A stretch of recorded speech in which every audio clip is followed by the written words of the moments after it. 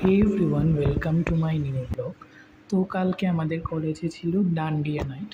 তো সকাল সকাল উঠে চলে গেছিলাম কলেজে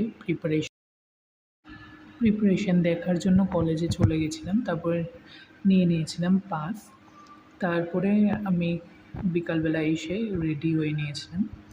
তারপরে চলে গেছিলাম কলেজে। এটা ছিল আমার লুক কালকের। তো খুবই সুন্দরভাবে ডেকোরেশন করেছিল পুরা কলেজের মাঠে। এটা ছিল আমাদের ডান্স পারফরমেন্স।